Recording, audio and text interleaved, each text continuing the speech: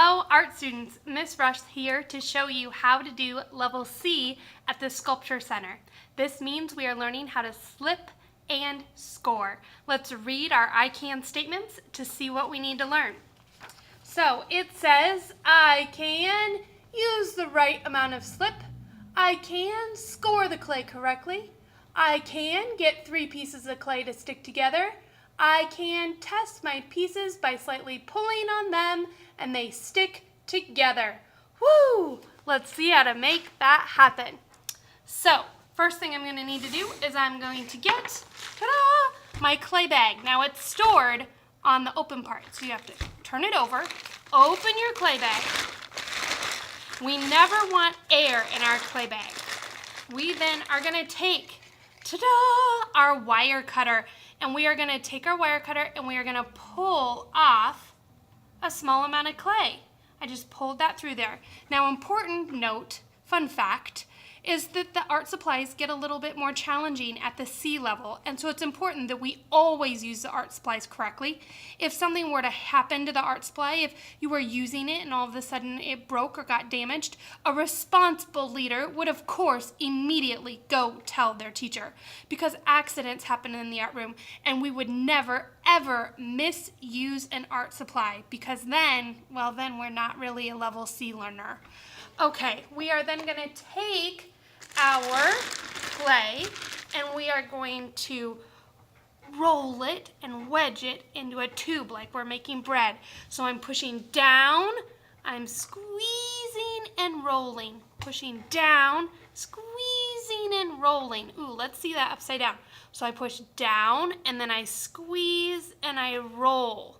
Okay, now we will learn what's called wedging later, but this gets us started. Once I have my little tube of bread, I'm going to take one of our clay knives and I'm going to cut it into 3 pieces. Now I have to score. So the clay needs to have a fork. You're going to take your fork and you're not going to do this. This does not work. See, you can barely see I did anything. You're going to aggressively, with force and purpose, make the clay super rough and change the quality of the clay. Then you're going to do the next one, super rough. Then you're going to do the next one. Now you can see from a distance that quality of clay has changed. Now, very important, if I'm going to put this piece together with this piece, great, score and scored. But look, if I want to put this piece onto this piece, this piece here isn't scored, so I have to make sure that it's like I'm making a sandwich and the scoring is the bread. I've got to have bread on both sides.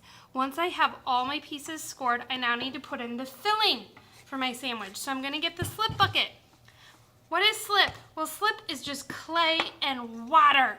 Just clay and water. And if we ever needed new slip, you could take clay and you could take small chunks, or you could take any of the scrapings off of the table as long as it's clay and put them in there. And then we add just teeny amounts of water and we get slip. Now, did I put my finger in there to get it out? No, I used the fork. I got a little bit on the fork and I only need to put it on one side. Okay, I then take it. Now listen. Oh, did you hear that? It was a clay fart. We know we've done a good job with slipping and scoring if we hear a clay fart. Now, if you want to smooth this out, you sure can. I can use the back of the fork, but for this video, I'm just going to keep going. So what do I need to add now? That's right, I need to add more slip. So I get a little bit more slip and make sure my clay is good and scored. Okay, then I'm going to take my other piece that is scored to make my sandwich and listen for my clay fart. Ooh, that was a good one. And then I could smooth it out. But let's go to testing. Once you have scored 3 pieces of clay together, you are then going to give it a tug. Oh, those are stuck together. If they could come apart, then that is a sign that I didn't use enough slip, or I didn't score my clay hard enough so that it would stick together.